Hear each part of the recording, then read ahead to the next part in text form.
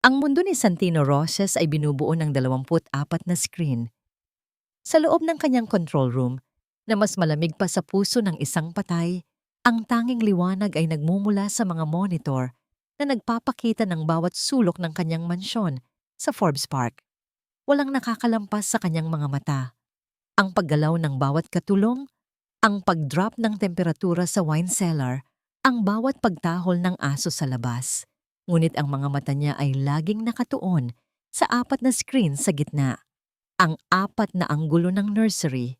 Doon, sa 2 high-tech na kuna, nakahiga ang kanyang kambal na anak, sina Mateo at Miguel. Payapa ang kanilang paghinga, na sinusukat at sinusubaybayan ng mga sensor na nakakabit sa kanilang maliliit na dibdib. Ang bawat tibok ng puso, ang bawat pagbabago sa oxygen level, lahat ay nakagraph sa isang monitor sa gilid. Isang mahigpit na pagtiim ng bagang ang ginawa ni Santino. 5 taon na ang nakalipas mula nang kunin sa kanya si Isabela, ang kanyang asawa, sa mismong araw na isinilang ang mga batang ito. At isinumpa niya sa sarili na hindi na siya muling mabibigo. Hinding-hindi niya hahayaang may mangyaring masama sa mga anak niya. Kaya't itinayo niya ang kulungang ito, isang gintong hawla, kung saan ang lahat ay kontrolado, predictable, at higit sa lahat, ligtas.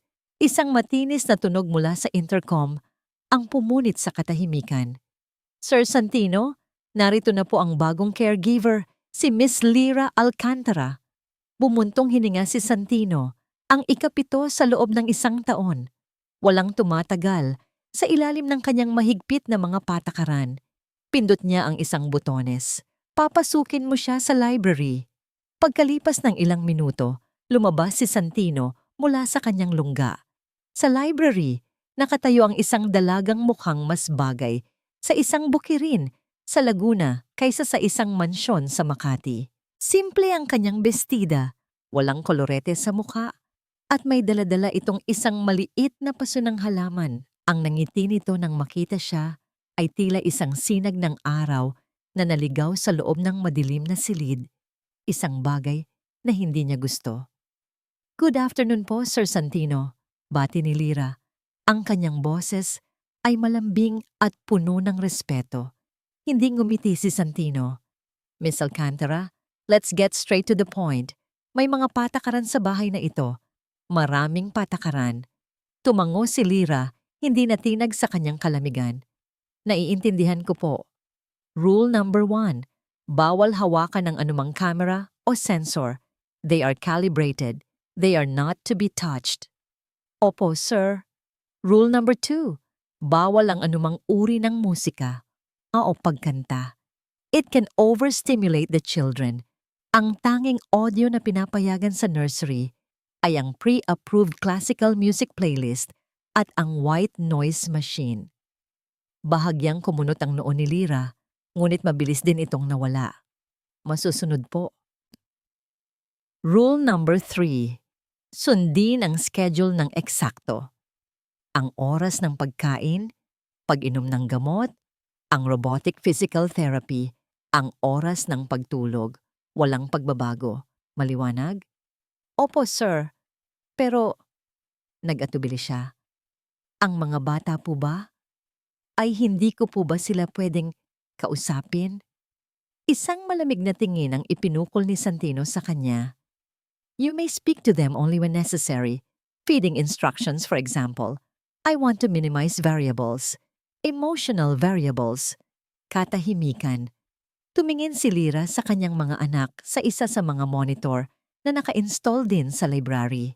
Nakita ni Santino ang awa sa mga mata nito at kinamuhian niya iyon. Hindi niya kailangan ng awa. Ang kailangan niya ay pagsunod. Biglang bumukas ang pinto ng library. Pumasok si Dr. Ricardo Velez, ang nangungunang pediatric neurologist sa bansa. Suot ang kanyang mamahaling suit at pekeng ngiti. Santino, my friend, kamusta? Sabi nito, bago na patingin kay Lyra. Oh, a new caregiver? Lyra, this is Dr. Velez. He handles the children's case. Sabi ni Santino. Doktor, kararating lang niya. Tinanguan lang ni Dr. Velez si Lyra bago bumaling kay Santino. Dinala niya ang isang tablet at ipinakita ang mga bagong scan at data. Nag-usap sila sa wikang hindi naiintindihan ni Lyra, mga salitang medikal, mga numero, mga porsyento. Pagkatapos ng ilang minuto, tinapik ni Dr. Velez ang balikat ni Santino. The data remains consistent, Santino. Cerebral palsy. The damage to the motor cortex is severe. We've tried everything. The best machines, the best supplements. Humigpit ang pagkakakuyom ng kamao ni Santino. So what's next? Anong bagong therapy ang susubukan natin? Tumingin si Dr. Velez sa kanya. Ang kanyang mga mata ay puno ng isang uri ng pekeng pakikiramay. Santino, I think it's time we manage our expectations. We have to accept reality. What reality? Tanong ni Santino. Ang boses niya ay halos pabulong. Huminga ng malalim si Dr. Velez na para bang naghahatid ng isang mabigat na hatol. They will never walk. Gumuho ang mundo ni Santino. Kahit ilang beses na niyang narinig ang mga salitang yon, sa bawat pagkakataon, para siyang sinasaksak ng paulit-ulit. Mula sa gilid ng kanyang mata, nakita niya si Lyra na napahawak sa kanyang dibdib. Ang mga mata nito'y nanlalaki sa gulat at hindi paniniwala. Hindi na nagsalita pa si Santino. Tumalikod siya at bumalik sa kanyang control room, iniwan ang doktor at ang bagong caregiver sa library. Doon, sa kadiliman, pinanood niya si Lyra na dahan-dahang lumapit sa kuna ng mga anak niya. Pinanood niya itong haplusin ang buhok ni Mateo, pagkatapos ay ang pisngi ni Miguel. Walang salitang lumabas sa bibig nito, ngunit nakita niya ang paggalaw ng mga labi nito na tila isang tahimik na panalangin. Gabi. Idinilat ni Santino ang kanyang mga mata. Nakatulog pala siya sa kanyang silya sa control room. Ang tanging tunog ay ang mahinang ugong ng mga computer. Tiningnan niya ang mga monitor ng nursery. Payapa pa rin ang pagtulog ng kambal, ngunit may iba pa siyang narinig. Isang tunog na hindi dapat naroroon. Mahina, ngunit malinaw. Isang himig. Isang oyayi. Galing ito sa speaker ng nursery. Mula sa bibig ni Lyra. Sumusuway ito sa pinakamahalaga niyang utos. Isang nag-aalab na galit ang umakyat sa kanyang dibdib. Tumayo siya, walang kwenta. Katulad din siya ng lahat. Isang araw pa lang, sinisira na niya ang mga patakaran. Sisisantihin niya ito. Ngayon din, naglakad siya palabas ng control room, ang bawat hakbang ay mabigat sa galit. Tinahak niya ang madilim at tahimik na pasilyo patungo sa nursery. Sa bawat paglapit niya, lalong lumilinaw ang pag-awit ni Lyra, isang kantang pambata mula sa probinsya. Simple at puno ng pagmamahal, nasa tapat na siya ng pinto. Hahawakan na sana niya ang doorknob, handa nang sumigaw at palayasin ang babae. Ngunit natigilan siya. May isa pang tunog. Hindi ito galing kay Lyra. Galing ito sa kuna ni Miguel. Hindi ito iyak. Hindi ito ubo. Ito ay isang mahinang halakhak. Isang bago at masayang tunog na ngayon lang narinig ni Santino sa buong 5 taon ng buhay ng kanyang anak. Nanigas si Santino sa labas ng pinto. Ang kamay ay nakabitin sa ere. Ang galit sa kanyang puso ay biglang napalitan ng isang emosyong hindi niya na maalala kung kailan huling naramdaman. Pagkagulat. At sa ilalim nito, isang napakaliit at nakakatakot na butil ng pag-asa. Kinabukasan, sa unang sinag ng araw na sumilip sa siwang ng makakapal na kurtina, idinilat ni Lyra ang kanyang mga mata. Sa loob ng maliit, ngunit komportableng staff quarter, inumpisahan niya ang araw sa isang panalangin, isang ritual na nagbibigay sa kanya ng lakas sa bawat hamon ng buhay. Panginoon, bulong niya habang magkadikit ang kanyang mga palad. Ang boses niya ay halos hangin lamang sa katahimikan ng kwarto. Bigyan niyo po ako ng lakas ng loob at walang hanggang pasensya. Gabayan niyo po ang aking mga kamay at ang aking puso para maabot ang mga anghel na ipinagkatiwala ninyo sa akin. At tulungan niyo po akong matunaw ang yelo sa puso ng kanilang ama. Isang amang naliligaw sa sarili niyang kadiliman. Pagpasok niya sa nursery, ang bumungad sa kanya ay ang pamilyar na malamig na hangin at ang tahimik na pagkurap ng mga pulang ilaw mula sa bawat kamera sa sulok. Para siyang pumasok sa isang ospital o laboratorio, hindi sa silid ng mga bata. Walang mga laruan na nakakalat, walang mga drawing na nakadikit sa pader. Tanging ang mga makina, ang mga monitor, at ang dalawang kunang tila mga high-tech na incubator. Ngunit sa halip na panghinaan ng loob, mas lalo lamang tumibay ang kanyang determinasyon. Ang halakhak ni Miguel kagabi ay patunay. May nakikinig sa loob ng mga munting katawang yon. Ang unang bahagi ng umaga ay pagsunod sa schedule ni Santino. Pagkatapos painumin ng gatas at mga gamot ang kambal, isinalang niya sila, isa-isa, sa robotic therapy machine. Habang pinapanood niya ang mga braso at binti ng makina na dahan-dahang ginagalaw ang mga paa at kamay ni Mateo at Miguel, nakaramdam siya ng kirot sa puso. Walang emosyon, walang init, puro bakal at kuryente. Ang mga bata ay walang reaksyon, tila sanay na sa walang kaluluwang paggalaw na ito.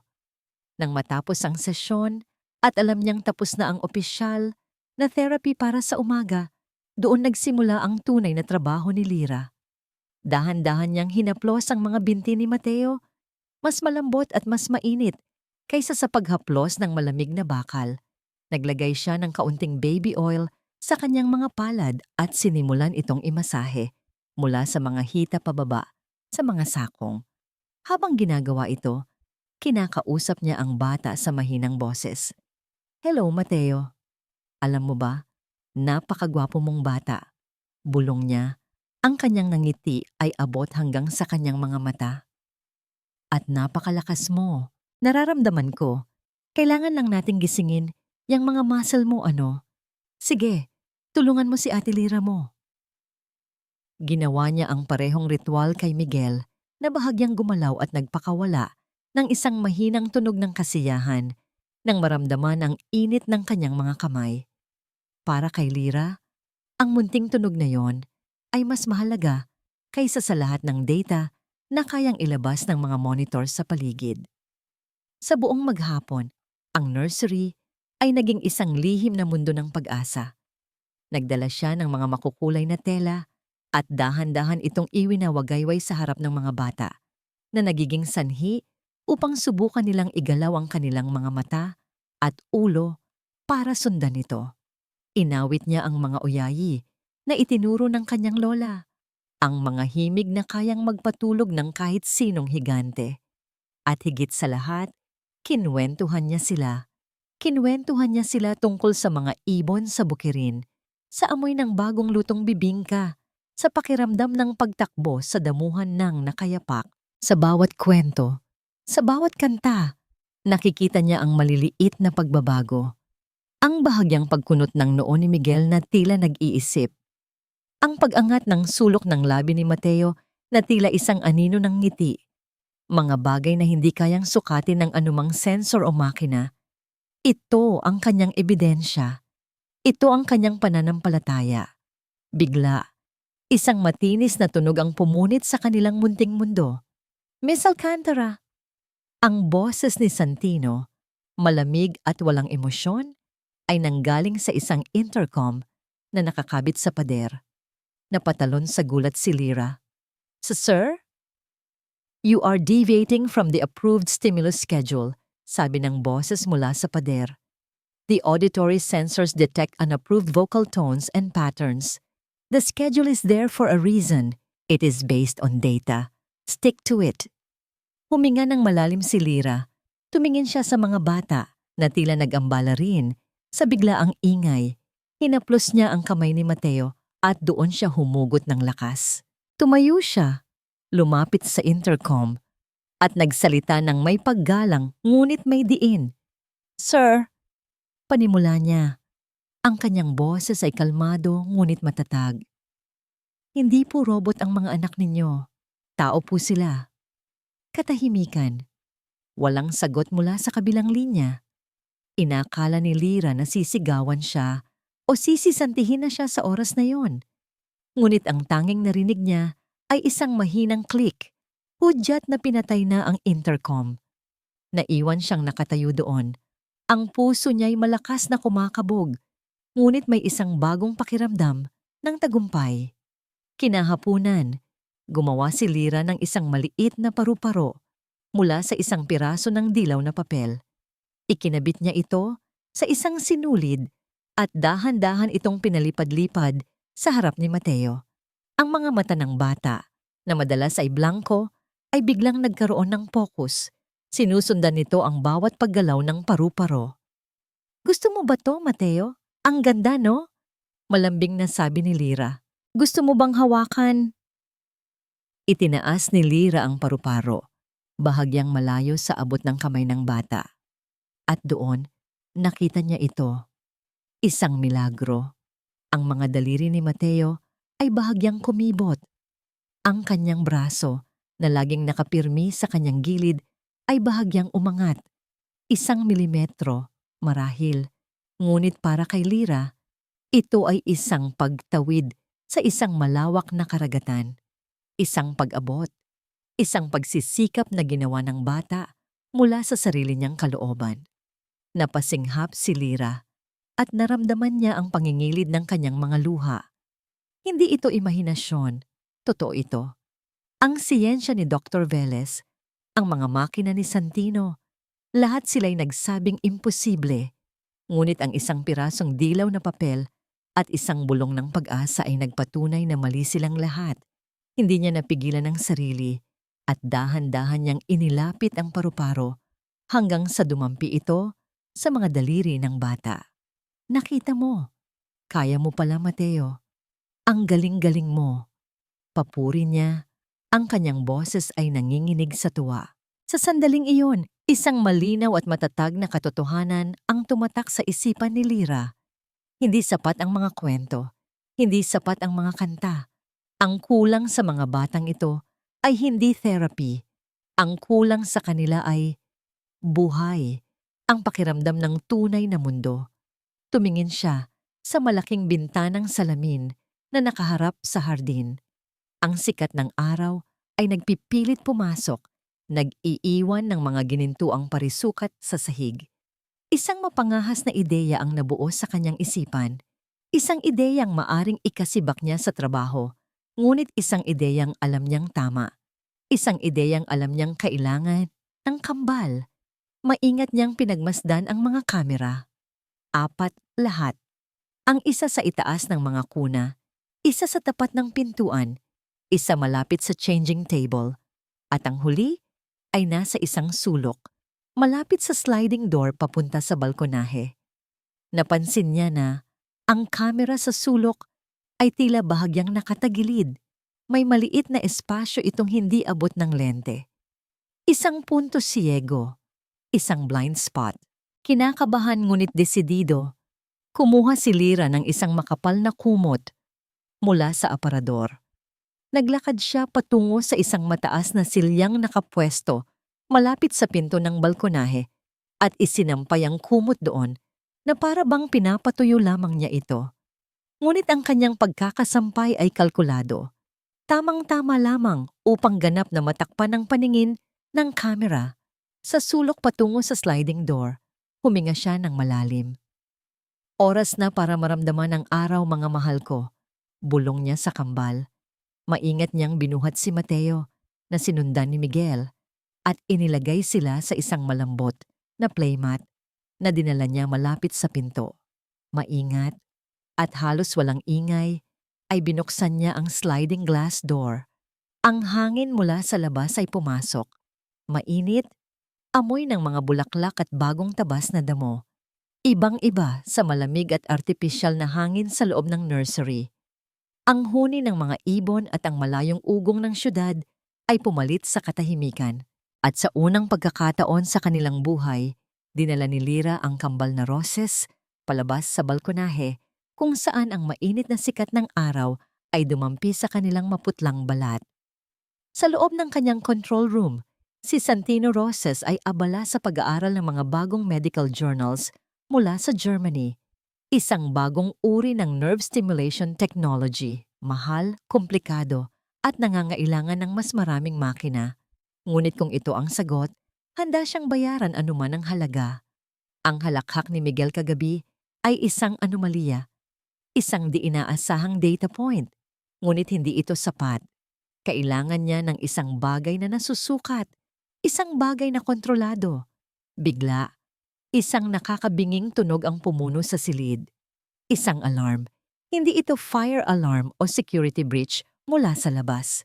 Ito ay isang internal system alert. Sa pangunahing monitor, isang pulang kahon ang kumikislap-kislap. Alert. Cam Noor 04. Signal loss. Nanigas si Santino. Camera Nursery 04. Ang camera sa sulok, malapit sa balkonahe, nawalan ng signal. Sa kanyang perpektong sistema, walang nawawalan ng signal, maliban na lang kung may humarang dito o mas malala pa may sumira. Isang malamig na kaba ang gumapang sa kanyang dibdib na mabilis na napalitan ng nag-aalab na galit siya. Ang bagong caregiver, ang babaeng kumakanta ng mga ipinagbabawal na oyayi, ang babaeng nangahas na kwestiyonin ang kanyang mga patakaran. Mabilis siyang tumayo. Ang kanyang silya ay gumawa ng malakas na ingay sa sahig. Pinindot niya ang intercom na diretsong konektado sa nursery, ngunit tanging static ang kanyang naririnig. Pinatay din. Isang kompletong pagsuway. Security. Hold your positions. I will handle this myself. Utos niya sa kanyang main communication line. Hindi na siya nagabala pang mag-ayos. Nagmarcha siya palabas ng control room. Ang bawat hakbang niya ay mabigat at mabilis, umalingaw-ngaw sa mahaba at tahimik na pasilyo. Ang mga katulong na nakasalubong niya ay mabilis na tumabi, yumuko, at umiwas sa kanyang tingin. Ramdam ang itim na aurang bumabalot sa kanya. Ang isip niya ay isang bagyo. Ang kapal ng mukha niya.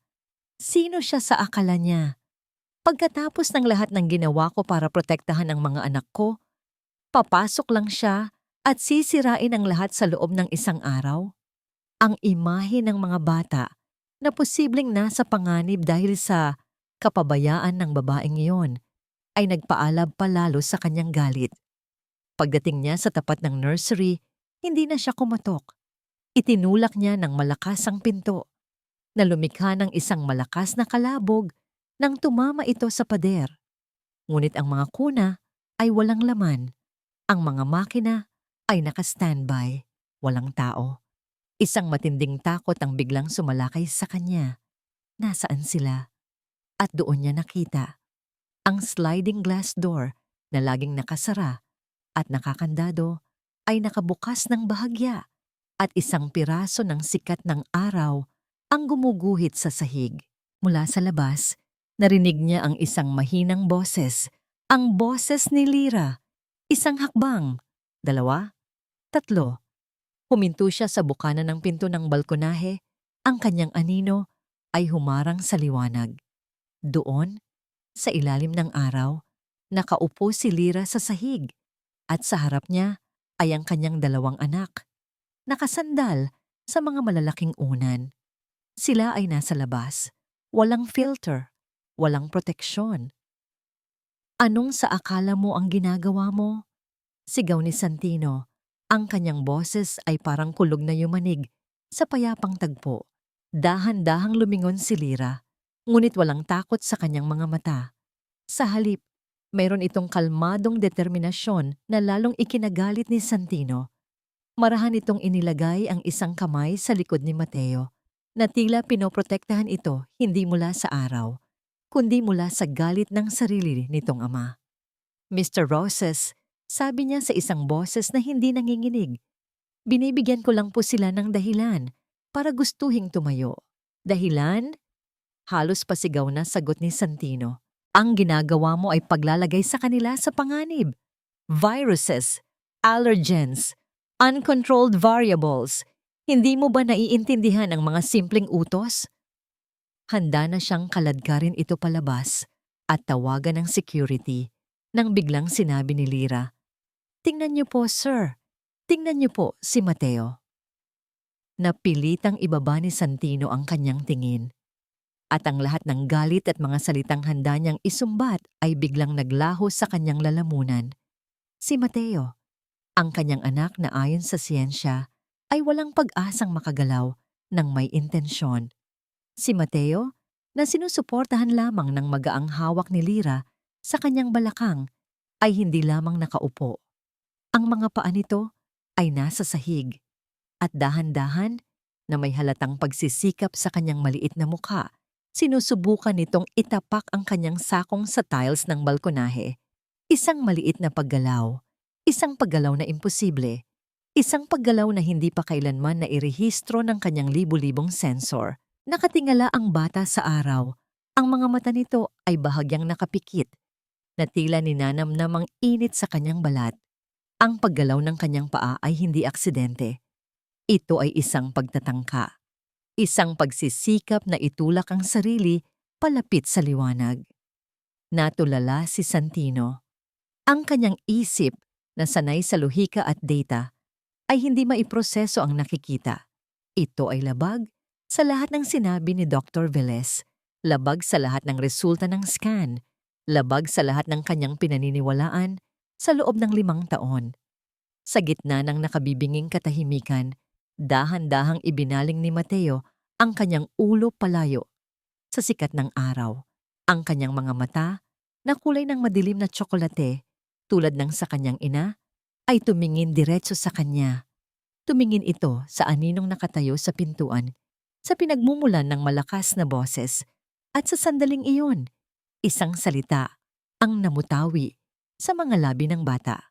Mahina, medyo hindi klaro, ngunit para sa isang amang hindi pa naririnig ang sariling pangalan mula sa kanyang anak, ito ay kasing lakas ng isang pagsabog. Papa, nayanig ang buong mundo ni Santino Roces. Ang galit ay nawala.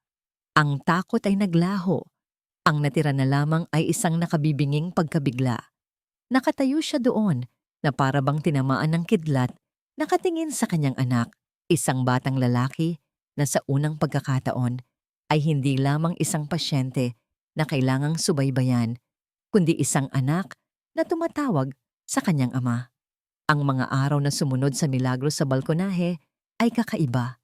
Hindi sinisante ni Santino si Lyra. Hindi rin siya nito kinagalitan. Sa katunayan, halos hindi na ito nagsasalita sa kanya. Ngunit ang katahimikan ni Santino ay mas mabigat at mas mahirap basahin kaysa sa kanyang galit. Araw-araw, pumapasok si Lyra sa nursery na may kaba sa dibdib. Hindi sigurado kung yun na ba ang huling araw niya. Isang umaga, may napansin siyang bago sa maliit na mesang katabi ng silya kung saan siya madalas magbasa. Isang libro. Makapal ito at lumana ang itsura. Ang pabalat ay nagpapakita ng isang lolang nakaupo sa tumba-tumba. Ang pamagat, mga kuwento ni Lola Basyang. Napahawak si Lyra sa kanyang bibig. Hindi ito sa kanya. Isa lang ang posibleng nag-iwan nito doon. Si Santino. Hindi ito isang utos. Hindi rin ito papuri. Ngunit para kay Lyra, ang librong yon ay isang bandila ng pagsuko, isang tahimik na pahintulot, isang pag-amin na marahil ang mga kwento at ang mga pangarap ay may lugar din sa loob ng siyentipikong hawla na iyon. Mula noon, nagbago ang lahat. Hindi na kailangang magtago ni Lyra. Ang mga kamera ay nandoon pa rin. Ngunit hindi na niya ito nararamdaman bilang mga mata ng isang bantay, kundi mga mata ng isang mausisang ama. Ang nursery ay unti-unting napuno ng buhay. Ang mga kwento ni Lola Basyang ay umaling-awngaw sa mga pader. Ang mga katutubong awitin ay naging pang-araw-araw na himig. At sina Mateo at Miguel ay namumukadkad. Nagsimula na silang gumawa ng mas maraming tunog. At ang kanilang mga paggalaw, bagamat maliit, ay nagkaroon ng layunin. Minsan, nakikita ni Lyra si Santino na nakatayo lang sa may siwang ng pinto. Tahimik na nanonood. Hindi ito pumapasok. Nanonood lang, na para bang pinag-aaralan ng isang penomenong hindi niya maintindihan. May mga pagkakataong nagtatama ang kanilang mga mata at mabilis na aalis si Santino na tila nahuli sa isang kasalanan. Isang hapon, habang pareho silang nasa sahig at tinutulungan si Miguel na subukang mag-push-up gamit ang mga braso nito, biglang nawalan ng balanse ang bata at gumulong patagilid. Sa isang iglap, parehong kumilos si Santino at si Lyra para saluhin ito. Ang kanilang mga kamay ay nagtagpo sa ilalim ng likod ng bata. Ang init ng palad ni Santino sa ibabaw ng kamay ni Lyra ay parang kuryenteng gumapang sa kanyang buong katawan. Ang balat nito ay magaspang, kamay ng isang lalaking sanay sa trabaho sa kabila ng yaman. Ngunit ang pagdampi nito ay nagdulot ng isang kakaibang pakiramdam na hindi pa niya naramdaman kailanman. Pareho silang natigilan. Ang oras ay tila bumagal. Nag-angat sila ng tingin at ang kanilang mga mata ay nagtagpo. Malapitan, walang harang. Nakita niya sa mga mata nito hindi ang amo na malamig, kundi isang lalaking nagulat din, isang lalaking nalilito. Kasabay ng isang mabilis na paghinga, sabay nilang binawi ang kanilang mga kamay. Umiwas ng tingin si Santino at tumayo. Pinagpag ang kanyang pantalon. Si Lyra naman ay yumuko at nagkunwaring inaayos ang damit ni Miguel. Pakiramdam niya ay nag-iinit ang kanyang mga pisngi. Ang kilig na iyon, biglaan at hindi inaasahan, ay nag-iwan ng isang matamis, ngunit nakakabahalang pakiramdam sa hangin. Kinabukasan, dumating si Dr. Ricardo Velez para sa kanyang lingguhang check-up. Mula sa pagpasok pa lang nito sa nursery, naramdaman na ni Lyra ang pagbabago sa kilos nito. Ang peking ngiti nito ay mas pilit. At ang mga mata nito ay mabilis na naglakbay sa buong silid, sa librong nakapatong sa mesa, sa mga paru-parong papel na idinikit ni Lyra sa dingding, at higit sa lahat, sa mga batang mas alisto at mas masiyahin. Impressive, superficial progress, sabi ni Dr. Velez habang sinusuri ang muscle tone ni Mateo. Ang salitang superficial ay binitiwan niya ng may diin na tila isang babala. Habang nag-uusap sila ni Santino, naramdaman ni Lyra na dapat siyang lumayo. "Sir, kukuha lang po ako ng malinis na lampin," paalam niya. Pagbalik niya, narinig niya ang huling bahagi ng usapan ng dalawang lalaki mula sa pasilyo. "Her methods are unorthodox, Santino," seryosong sabi ni Dr. Velez. Ang boses niya ay mahina, ngunit puno ng awtoridad. "Hindi natin alam kung ano ang mga long-term effects niyan. They could cause irreparable muscle damage. You're risking their future on sentimental nonsense." Hindi umimik si Santino. Pumasok si Lyra sa silid na may dalang lampin at ang dalawang lalaki ay biglang tumahimik. Nginitian siya ni Dr. Velez, ngunit ang ngangiting iyon ay hindi umabot sa kanyang mga mata. Matapos ang ilang sandali, nagpaalam na rin ito. Ngunit ang lason ay naiwan na sa hangin. Ang init at ang namumuong ugnayan sa pagitan nila ni Santino kanina ay biglang naglaho. Napalitan ng isang pader ng yelo. Hindi na muling tumingin sa kanya si Santino sa buong hapong yon. Gabi na. Habang nililigpit ni Lyra ang kanyang mga gamit at inihahanda ang sarili para umuwi sa kanyang kwarto, naiwan niyang nakabukas ang kanyang shoulder bag sa ibabaw ng isang upuan. Pumasok si Santino sa silid, marahil para personal na tingnan ang mga bata bago matulog. Dumaan ito sa tapat ng upuan. Huminto. Tumingin ito sa loob ng kanyang bag. Doon, sa gitna ng kanyang pitaka at suklay, ay may isang maliit at kulay kayumangging bote ng gamot. Wala itong label. Wala itong pangalan. Ito ay ang pinaghalong langis ng eucalyptus at iba pang halamang gamot na laging pinapadala ng kanyang ina mula sa Laguna para ipahid sa mga kaso-kasuan. Ngunit hindi iyon ang nakita ni Santino. Ang nakita niya ay isang bote ng hindi kilalang likido, isang unorthodox na lunas, isang patunay Dahan-dahang nag-iba ang ekspresyon sa mukha ni Santino. Ang pagkalito ay napalitan ng pagdududa. Ang namumuong tiwala ay natabunan ng lumang takot. Ang mga salita ni Dr. Velez ay umalingaw-ngaw sa kanyang isipan at sa mga mata ni Santino, si Lyra ay hindi na isang sinag ng pag-asa. Siya ay naging isang panganib. Hindi natulog si Santino ng gabing iyon. Ang imahe ng maliit na bote sa loob ng bag ni Lyra ay paulit-ulit na bumabalik sa kanyang isipan, kasabay ng mga salita ni Dr. Velez na parang lason na dahan-dahang kumakalat sa kanyang sistema. Unorthodox methods, irreparable damage, sentimental nonsense. Kinabukasan, ang tensyon sa nursery ay halos mahahawakan sa kapal. Pumasok si Lyra na may ngiti sa labi, gaya ng dati, ngunit agad itong napawi nang makita ang anyo ni Santino. Nakatayo ito sa gitna ng silid, hindi sa kanyang control room. Sa isang kamay, hawak nito ang maliit at walang etiketang bote. Ano ito? Tanong ni Santino. Ang boses niya ay walang emosyon, mas malamig at nakakatakot kaysa sa kanyang pagsigaw.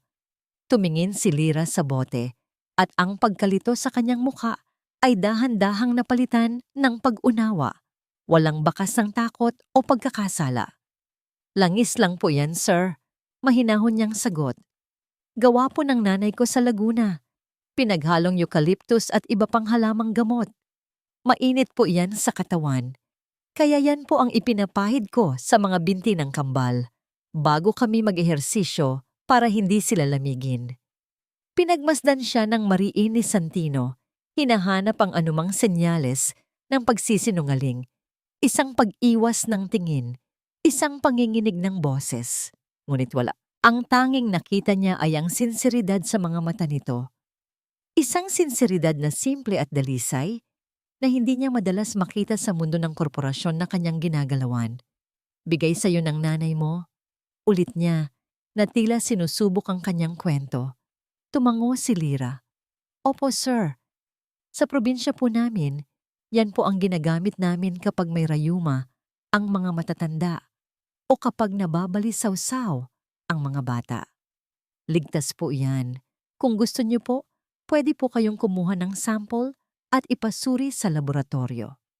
Ang alok nito, ang kanyang kahandaang ipasuri ang isang bagay na gawa lang sa kanilang kusina, ang siyang bumasag sa pader ng pagdududa ni Santino. Walang itinatago, walang masamang intensyon. Ang mga salita ni Dr. Velez ay tila nawalan ng bigat. Ang tanging naroon sa harap niya ay isang babaeng may dalisay na hangaring makatulong. Dahan-dahan niyang inilapag ang bote sa mesa. Napabuntong hininga siya at sa unang pagkakataon, naramdaman niya ang pagod mula sa walang tulog na gabi. Sige na, sabi niya. Ang boses niya ay mas mahina na ngayon. Simulan mo na ang ginagawa mo. Ngumiti si Lyra, isang ngiting puno ng pasasalamat. Inilatag niya ang playmat sa sahig at inilagay doon ang kambal. Ngunit bago siya magsimula, tumingin siya kay Santino. Gusto niyo po bang sumali, sir? Para makita niyo po mismo kung paano sila lumalakas. Natigilan si Santino. Siya? Sa sahig? Ang ideya ay bago at hindi komportable. Isa siyang CEO. Nagpapatakbo siya ng isang imperyo mula sa isang leather chair. Hindi siya umuupo sa sahig. Ngunit nang makita niya ang nag-aanyayang tingin ni Lyra at ang mga mukha ng kanyang mga anak na nakatingin sa kanya, naramdaman niya ang isang bagay na mas malakas kaysa sa kanyang pride. Kuryosidad, dahan-dahan, at may halatang paninigas ng katawan, umupo si Santino sa playmat sa tapat ni Lyra. Itinupi niya ang kanyang mga binti sa isang paraang alam niyang magmumukhang katawa-tawa. Kakaiba ang pakiramdam. Masyadong malambot, masyadong mababa, ngunit nanatili siya roon. Sa sumunod na kalahating oras, ang nursery ay naging isang palaruan.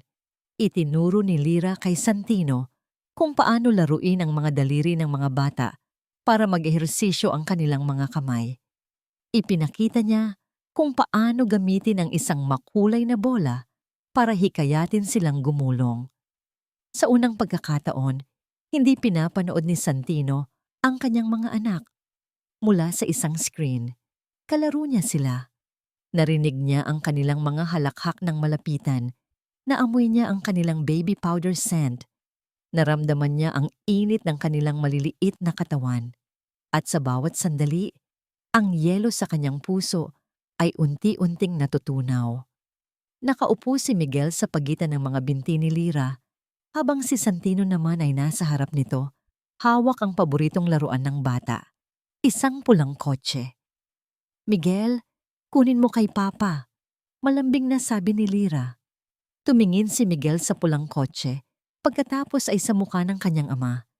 Nag-unat ito ng kamay, ngunit hindi abot. Gumawa ito ng isang munting tunog ng pagkadismaya. "Kaya mo yan, anak," sabi ni Santino. Ang salitang anak ay lumabas sa kanyang bibig ng natural at walang pag-aalinlangan. Ibinaba niya ang laruan sa sahig sa pagitan nilang dalawa. "Halika, kunin mo." At doon, nagsimula ang isang himala. Hinawakan ni Miguel ang hita ng kanyang ama. Humigpit ang kapit nito. Gumawa ito ng isang malakas na ungol, isang tunog ng determinasyon. Ginamit nito ang lahat ng lakas sa kanyang munting katawan. Nag-flex ang kanyang mga braso. Nanginginig ang kanyang mga binti. Itinutulak niya ang kanyang sarili, pataas. Huminga si Santino. Huminto ang mundo. Ang tanging maririnig ay ang munting ungol ni Miguel at ang tibok ng puso ni Santino sa kanyang mga tainga. Dahan-dahan, dahan-dahan, ang mga tuhod ng bata ay umalis sa sahig. Ang kanyang mga paa ay sumayad ng patag.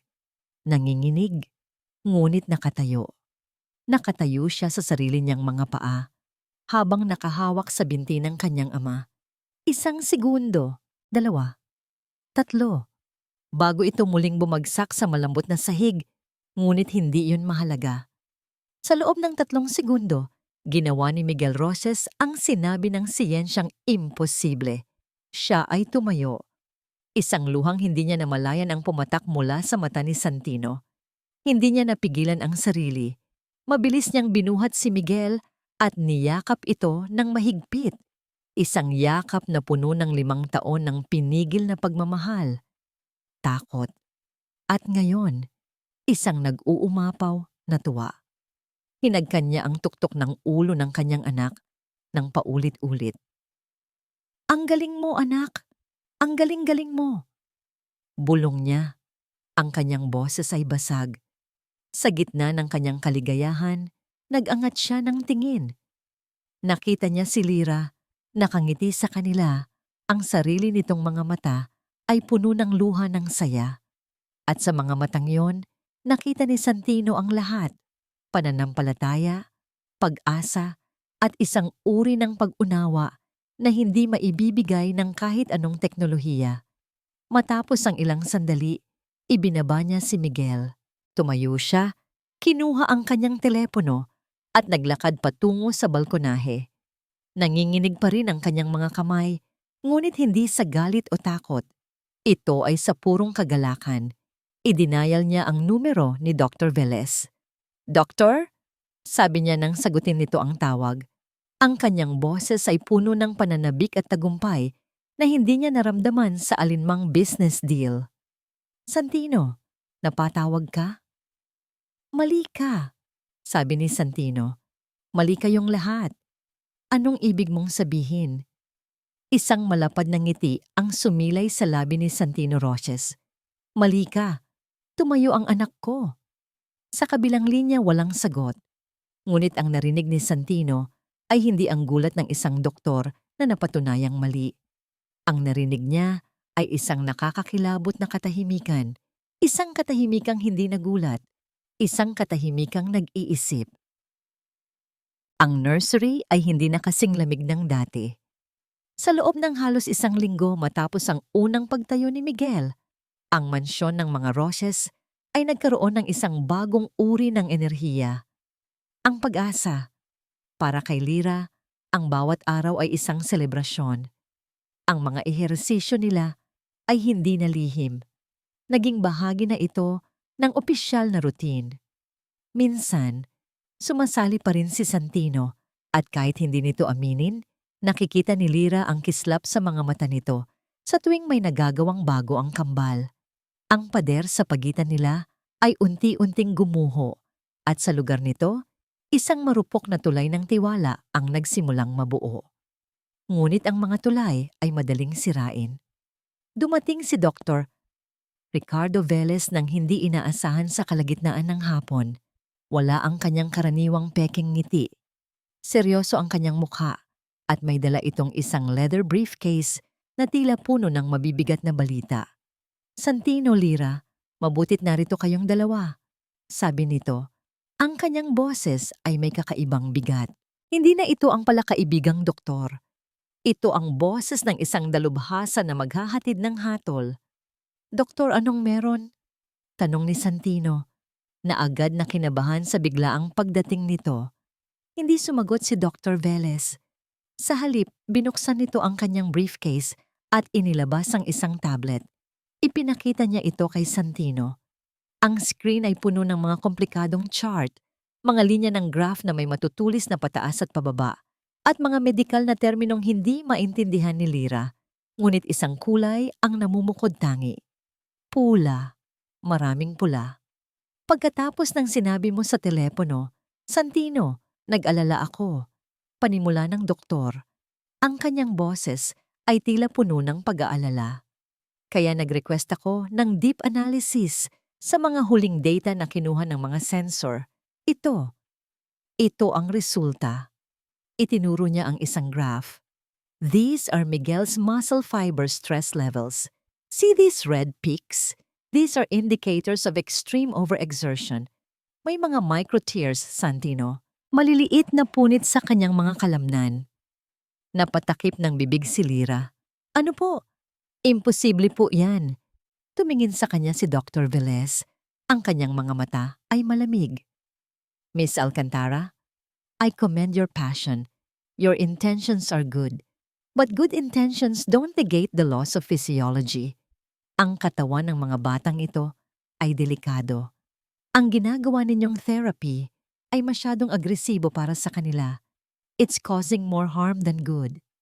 Hindi totoo yan, giit ni Lyra.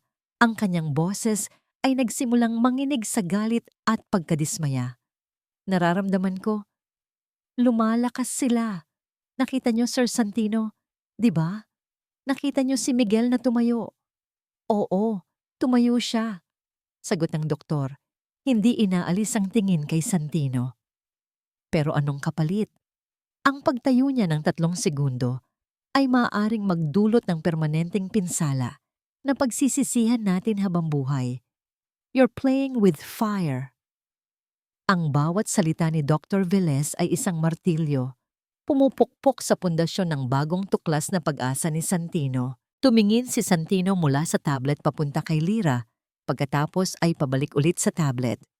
Ang kanyang mukha ay isang blangkong pader, ngunit nakita ni Lyra ang digmaan sa kanyang mga mata, ang pananabik na maniwala sa kanya laban sa takot na magkamali.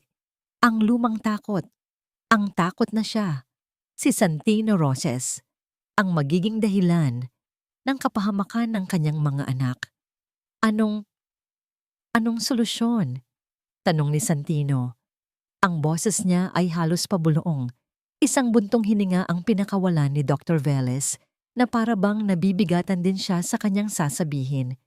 We need to stop this unorthodox approach immediately. We need to let the muscles heal. Pagkatapos, mayroon akong irerekomenda. Isang bagong uri ng therapy. Isang series of injections imported from Switzerland. It will help repair the muscle fibers and improve nerve response.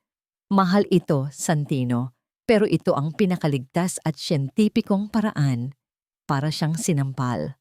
Ang init ng pag-asa na naramdaman niya kahapon ay biglang nanlamig. Naging isang matulis na yelo na tumusok sa kanyang puso. Ang mga iniksyon, mga kemikal, pabalik na naman sila sa simula. Huwag po kayong maniwala sa kanya, sir. Pagmamakaawa ni Lyra, lumapit siya kay Santino. Pakiramdaman niyo po ang mga anak niyo. Mas masigla sila ngayon. Mas masaya.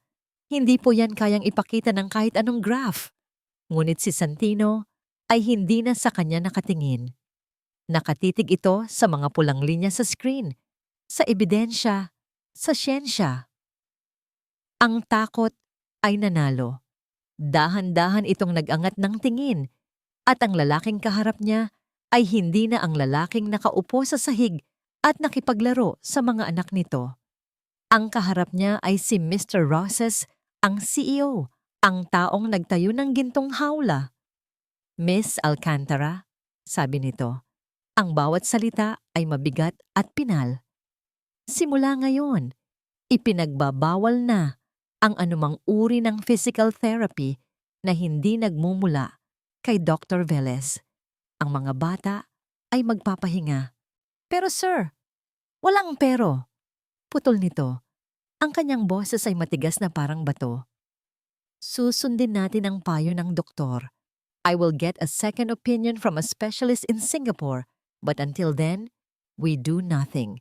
Walang ehersisyo, walang pag-upo sa sahig. Babalik tayo sa dating protocol. Maliwanag?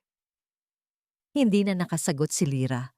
Tumango na lamang siya habang nararamdaman ang pagtulo ng mga luhang hindi niya napigilan. Ang tulay na kanilang itinayo ay gumuho. Ang pader ng yelo sa pagitan nila ay muling tumaas, mas mataas at mas malamig kaysa dati. Naiwan siyang nakatayo sa gitna ng silid habang nag-uusap ang dalawang lalaki tungkol sa presyo ng mga iniksyon mula sa Switzerland. Tumingin siya kina Mateo at Miguel na payapang naglalaro sa playmat. Hindi alam na ang kanilang munting kalayaan ay muling ipinagkait. Ang sinag ng pag-asa na kanyang dinala sa loob ng bahay na yon ay biglang natabunan ng isang madilim na anino ng kasinungalingan. Ang mga sumunod na araw ay isang pagbabalik sa madilim na nakaraan. Ang nursery ay muling naging isang malamig na laboratorio. Ang robotic therapy machine ay muling umandar sa itinakdang oras. Ang mga kwento ni Lola Basyang ay nanatiling nakatiklop sa mesa, nangungulila. At ang namumuong sigla sa mga mata ni na Mateo at Miguel ay unti-unting napalitan ng pamilyar na blangkong titig. Para kay Lyra, ang bawat araw ay isang parusa. Ang makita ang pag-cough-cough atras ng kambal ay mas masakit pa kaysa sa anumang masasakit na salitang kayang ibato sa kanya ni Santino. Alam niya sa kaibuturan ng kanyang puso na hindi totoo ang mga sinabi ni Dr. Velez. Hindi yon damage. Yon ay lakas. At ngayon, ang lakas na yon ay pinipigilang lumabas. Hindi siya maaaring sumuko. Kung data at ebidensya ang kailangan ni Santino, hahanap siya. Kailangan niyang maintindihan kung bakit ganoon na lamang katindi ang paniniwala ng doktor na walang pag-asa ang mga bata. Kailangan niyang makita ang orihinal na diagnosis, ang mga pinakaunang resulta ng test. Kaya't isang gabi, nang ang buong mansyon ay nahihimbing na sa katahimikan, ginawa ni Lyra ang isang bagay na hindi niya inaakalang gagawin niya kailanman. Sa tulong ng liwanag mula sa kanyang cellphone, dahan-dahan siyang naglakad sa madilim na pasilyo, patungo sa isang lugar na ipinagbabawal sa lahat, maliban sa may-ari. Ang opisina ni Santino Rosses. Nanginginig ang kanyang mga kamay habang dahan-dahan niyang pinihit ang siradura ng pinto. Nagpapasalamat sa Diyos na hindi ito nakalock. Huminto siya sa bukana, pinakiramdaman ng kadiliman. Ang tanging liwanag sa loob ay nagmumula sa buwan na tumatagos sa malaking bintana sa likod ng mesa ni Santino. Ang silid ay amoy mamahaling leather at lumang papel. Ito ang sentro ng kapangyarihan ni Santino at pakiramdam ni Lyra ay isa siyang magnanakaw. Patawarin niyo po ako, Panginoon, bulong niya. Para po ito sa mga bata. Dahan-dahan siyang pumasok. Ang kanyang target, ang malaking filing cabinet na gawa sa mahogany. Ngunit pagkatapos ng halos kalahating oras ng maingat na paghahanap, wala siyang nakita. Puro mga business contracts, mga titulo ng lupa, mga stock certificates, walang anumang medical records. Napaupo siya sa sahig, panghihinaan na ng loob. Ngunit habang ginagala niya ang paningin sa ilalim ng mesa, may isang bagay na nakaagaw ng kanyang pansin. Isang kahon. Hindi ito metal o plastic. Ito ay isang eleganteng kahon na nababalutan ng velvet, nakatago sa pinakasulok na tila ayaw nang ipakita pa sa mundo. Dahil sa kuryosidad, hinila niya ito palabas. Mabigat ito. Pagbukas niya ng takip, isang pamilyar na amoy ng jasmine, ang pabango ng isang babae, ang sumalubong sa kanya. Mga gamit ito ng yumaong asawa ni Santino. Ang unang laman na nakita niya ay isang naka-frame na litrato. Isang babaeng may napakagandang mukha at isang nangiting kayang magpainit ng kahit anong silid. Si Isabela. Sa tabi nito ay si Santino, mas bata, mas payat, at ang mga mata ay sumisigaw sa kaligayahan. Isang kaligayahang matagal nang nawala. Nakaramdam ng lungkot si Lyra para sa lalaking amo. Ito pala ang nawala sa kanya. Kaya pala ganoon na lamang ang pader na kanyang itinayo sa kanyang puso. Sa ilalim ng mga lumang sulat at ilang piraso ng alahas, may isang makapal na folder. Kinuha niya ito. Nang mabasa niya ang nakasulat sa labas, bumilis ang tibok ng kanyang puso. Isabela Alvarez Roses. Medical records. Ito na marahil. Marahil ay itinago ni Santino ang lahat ng medical files ng pamilya sa isang lugar. Nanginginig ang mga kamay na binuksan niya ang folder. Umaasang makakita ng kahit anong clue tungkol sa kondisyon ng kambal. Ang mga unang pahina ay mga resulta ng ultrasound, mga prenatal check-up. Lahat ay mukhang normal. Malulusog ang kambal sa sinapupunan. Walang anumang indikasyon ng problema. Ngunit habang papalapit siya sa dulo, ang mga dokumento ay naging mas teknikal. Ito na ang mga report mula sa araw ng panganganak. Mga hospital charts, mga report ng anesthesiologist, mga nurses' notes. Binasa niya ang mga ito. Kahit pa halos kalahati ng mga salita ay hindi niya maintindihan. Hanggang sa isang pahina ang pumukaw sa kanyang atensyon. Ang surgical report. Nakasulat doon ang mga detalye ng emergency cesarean section. At sa ilalim, ang listahan ng mga doktor na nasa operating room. Chief Surgeon, Dr. Armando Guzman, Assisting Surgeon, Dr. Elena Santiago, Anesthesiologist, Dr. Maria Flores, Pediatrician on Standby, Dr. Antonio Luna. At sa dulo ng listahan, isang pangalan ang nakasulat sa ilalim ng titulong Surgical Resident, Ricardo Velez. Nanlamig ang buong katawan ni Lyra. Ang pakiramdam ay parang binuhusan siya ng isang baldeng yelo. Si Dr. Velez, ang doktor ng mga anak niya. Nandoon siya noong araw na namatay si Isabela. Nagpatuloy siya sa pagbabasa. Ang kanyang mga mata ay mabilis na gumagala sa bawat linya. May isang handwritten note sa gilid ng report na isinulat ng isang nurse na tila isang afterthought. Patient experienced sudden drop in blood pressure post-suturing.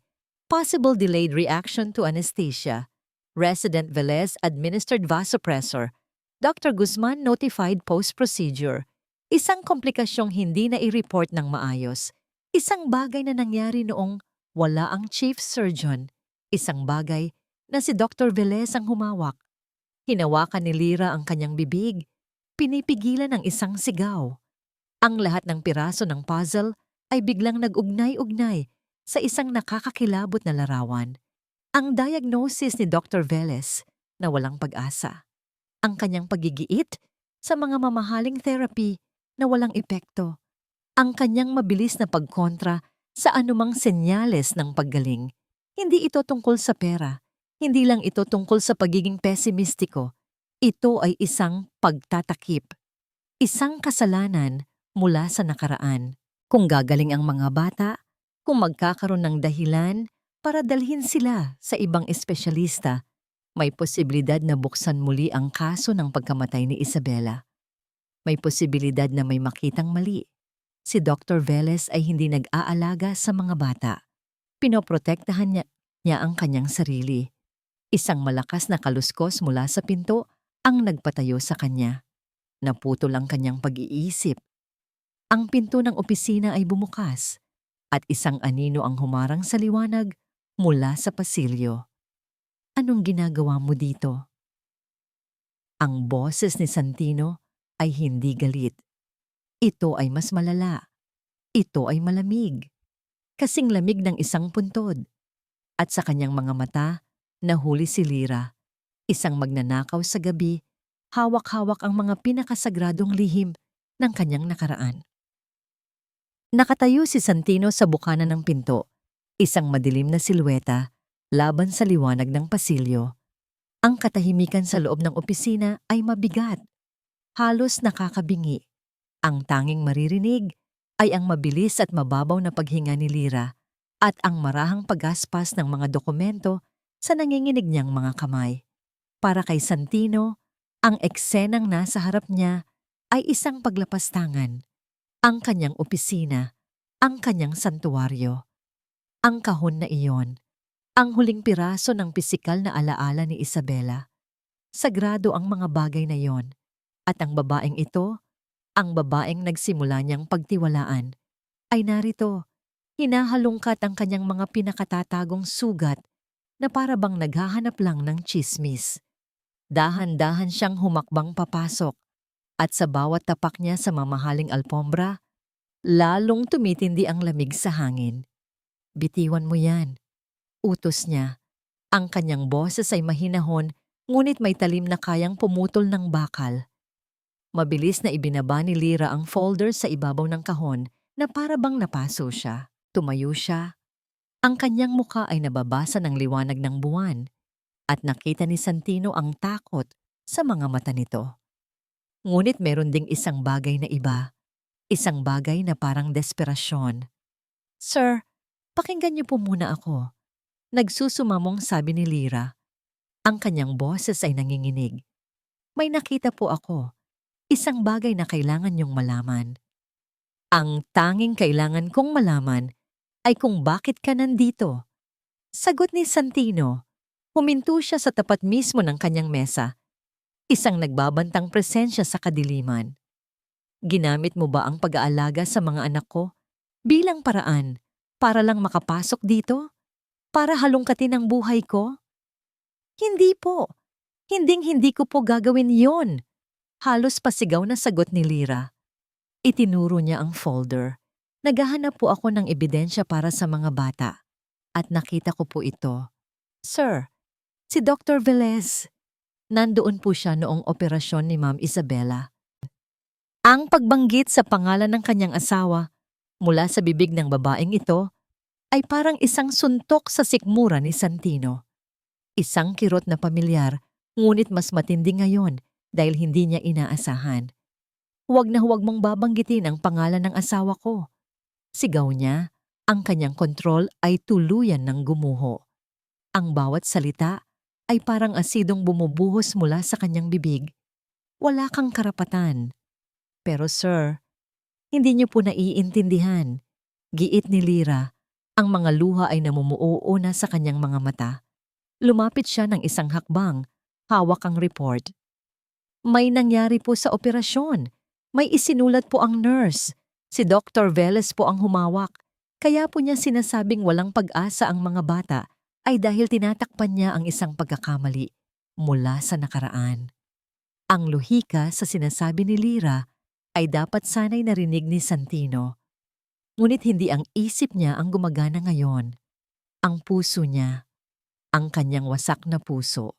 Ang nakikita niya lang ay isang estranghero na gumagawa ng isang hindi kapani-paniwalang kwento gamit ang trahedya ng kanyang buhay bilang sandata. Para saan? Para maprotektahan ang sarili nitong unorthodox na pamamaraan? Hinablot ni Santino ang folder mula sa kamay ni Lyra at ibinalik ito sa kahon ng may puwersa. Kasama ba yan sa mga halamang gamot mo mula sa probinsya. Ang pag-imbento ng mga kasinungalingan, ang pagdudungis sa alaala ng mga patay. Totoo po ang sinasabi ko. Humagulgol si Lyra, ang kanyang katatagan ay tuluyan ng nawala. Ang totoo? Tumingin si Santino sa kanya. Ang kanyang mga mata ay puno ng sakit at puot na pinaghalo-halo. Ang totoo, Miss Alcantara, ay isa kang mapanlinlang na babae. Pumasok ka sa bahay ko, nakuha mo ang loob ng mga anak ko, at dahan-dahan, sinimulan mong makuha ang tiwala ko. At para saan lahat? Para dito? Para may kapangyarihan ka sa akin? Para may alas ka laban sa doktor na kumukwestiyon sa'yo?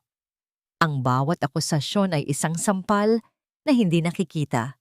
At si Lyra ay napaatras na para bang tinutulak siya ng bigat ng mga salita ni Santino. Napailing siya, hindi na makapagsalita. Tanging mga hikbi na lamang ang lumalabas sa kanya. Ang tulay na kanilang sinimulang itayo ay hindi lang gumuho. Ito ay pinasabog at ang bawat piraso nito ay naging abo. Umalis ka sa harapan ko, bulong ni Santino. Ang galit niya ay napalitan ng isang pagod na pagkasuklam. Bumalik ka sa kwarto mo at bukas ng umaga, aalis ka na sa pamamahay na ito. Sa sandaling iyon, tumunog ang telepono sa ibabaw ng mesa ni Santino. Ang matinis na ringtone nito ay pumunit sa mabigat na katahimikan. Tiningnan niya ang screen. Dr. Ricardo Velez calling. Isang masamang pangitain. Ngunit sinagot niya ito, hindi inaalis ang kanyang nanlilisik na tingin kay Lyra. Hello? Santino, gabi na. Pasensya na sa abala. Sabi ng boses ni Dr. Velez sa kabilang linya. Mayroon itong kakaibang tono, isang halo ng pag-aalala at madali ang pangangailangan. Mayroon lang akong mahalagang sasabihin tungkol ito sa caregiver mo. Natahimik si Santino, naghihintay. May hinala na ako dati pa, pero ngayon lang ako nakakuha ng kumpirmasyon. Huwag kang mag-alala. Ako na ang bahala sa lahat. Mayroon akong di maikakailang ebidensya tungkol sa kapabayaan ni Lyra. Isang bagay na magpapaliwanag sa lahat. Bukas na bukas ng umaga, pupunta ako dyan para ipakita sa'yo. For now, please, ilayo mo muna siya sa mga bata. Ibinaba ni Santino ang telepono. Ang mga salita ng doktor ay ang huling pako sa kabaong ng tiwala niya. Isang di maikakailang ebidensya. Isang kumpirmasyon sa lahat ng kanyang kinatatakutan. Tumingin siya kay Lyra na nakatayo pa rin doon, basang-basa sa luha ang mukha. Para sa kanya ngayon, hindi na ito isang sinag ng pag-asa. Siya ang kadiliman mismo. Hindi na bumalik si Lyra sa nursery. Pagkatapos ng komprontasyon sa opisina, isang katulong ang naghatid sa kanya pabalik sa kanyang kwarto na may kasamang utos mula kay Santino. Huwag kang lalabas hanggang hindi ka tinatawag. Ang kanyang maliit na silid, na dati isang lugar ng pahinga, ay biglang naging selda. Ang bawat oras na lumipas ay isang pagdurusa.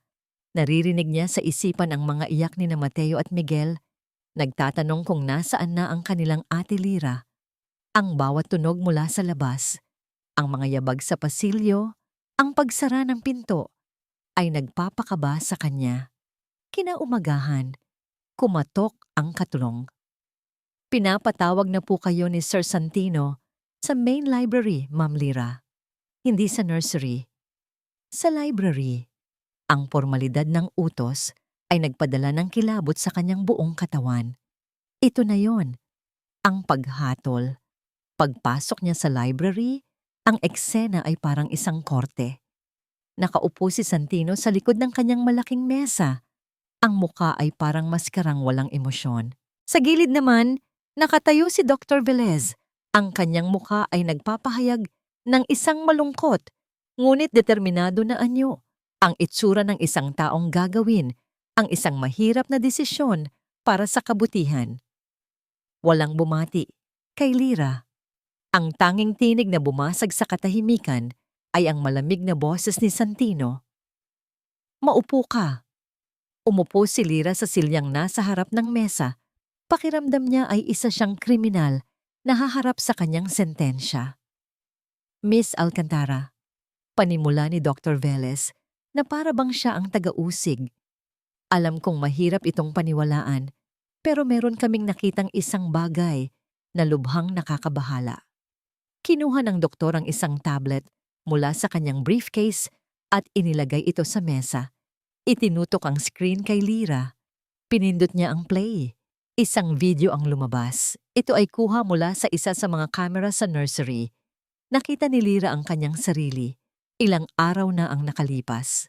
Kinuha niya ang isang maliit na bote mula sa kanyang bulsa. Ang bote ng bitamina na ipinaiinom niya sa mga bata araw-araw. Ngunit ang pagkakakuha ng video ay kakaiba. Nakazoom in ito ng husto sa bote na ginagawa itong mukhang misteryoso at kahina-hinala. Pagkatapos, ipinakita ang eksenang ipinapatak niya ang likido sa bibig ni Miguel. At biglang tumalon ang video, isang jump cut. Ang susunod na eksena ay si Miguel na umiiyak at tila hindi komportable. Ang dalawang eksena, na marahil ay may pagitan ng ilang oras sa totoong buhay, ay pinagdikit. Ang resulta ay isang malinaw at nakakakilabot na naratibo.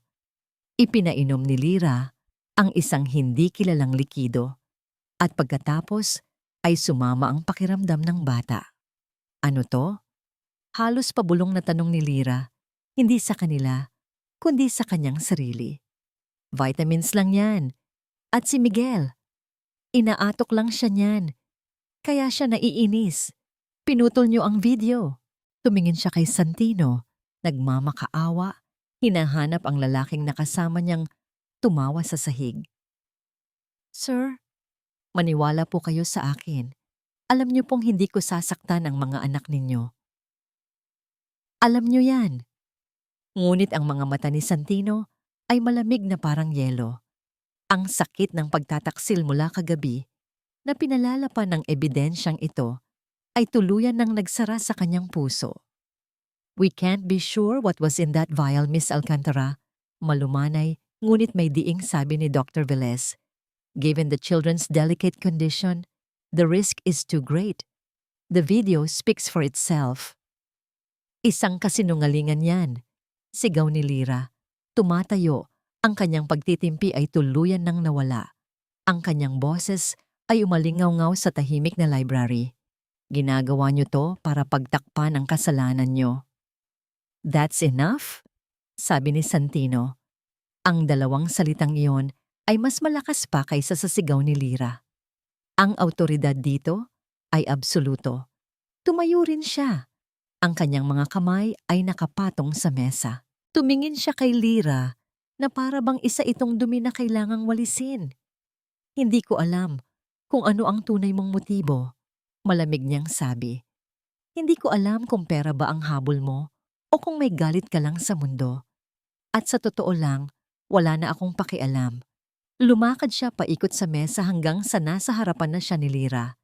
Ang bawat salita niya ay parang isang suntok. Pinagkatiwalaan kita. Pinapasok kita sa tahanan ko. Pinahawakan ko sa iyo ang buhay ng mga anak ko. At nilinlang mo ako. Hindi. Humahagulgol na, sabi ni Lira. Hindi totoo. Umalis ka na. Ang mga salitang yon ay binitiwan niya ng walang emosyon. Isang utos. Pinal. Hindi niyo po ba ako papayagang magpaalam man lang sa kanila? Pagmamakaawa ni Lira, ang kanyang huling hibla ng pag-asa. Umiling si Santino. Hindi mo na sila muling makikita. Si Maria na ang mag-iimpake ng mga gamit mo. May sasakyan sa labas na maghahatid sa'yo sa bus station. Tapos na tayo, Miss Alcantara. Tumalikod ito, hudyat na tapos na ang usapan. Bawat pag-asa, bawat pangarap na binuo ni Lira sa loob ng bahay na yon ay gumuho at naging abo. Makalipas ang ilang minuto, nakatayo na si Lira sa labas ng malaking gate ng mansyon, dala ang kanyang mumurahing bag. Si Maria, ang head housemaid, ay iniabot sa kanya ang isang sobrang puno ng pera, ang kanyang huling sahod at separasyon pay. Kasabay ng pagpatak ng unang butil ng ulan, ang pagtulo ng kanyang mga luha. Dahan-dahang nagsara ang naglalakihang bakal na gate. Ang bawat paggalaw nito ay tila isang pinitik sa kanyang puso. Sa likod ng mga rehas na yon ay ang dalawang batang nagbigay sa kanya ng dahilan para mangarap. Ang dalawang batang iiwan niyang muli sa kadiliman. Nagsimulang bumuhos ang malakas na ulan. Naglakad si Lyra palayo, basang-basa. Walang direksyon. Ang puso ay durog na durog. Ang lahat ay nawala. Sa loob ng nursery, sa gitna ng katahimikan matapos ang bagyo, nagsimulang umiyak si Mateo. Sinundan ito ni Miguel. Hindi ito ordinaryong iyak ng isang sanggol. Ito ay isang paghahanap. Isang panaghoy na puno ng kalituhan at pangungulila. Nakatayo si Santino sa pasilyo sa labas ng nursery, nakikinig. At sa gitna ng pag-iyak, isang salita ang paulit-ulit nilang sinasambit. Isang salitang tumagos sa pader ng kanyang galit at tumusok sa isang lugar sa kanyang puso na akala niya ay manhid na. Lyra, Lyra. Ang tagumpay na naramdaman niya sa library kanina ay biglang naglaho. Ang natira na lamang ay ang nakakabinging iyak ng kanyang mga anak at isang maliit, nakakakilabot na butil ng pagdududa na nagsimulang tumubo sa kanyang puso.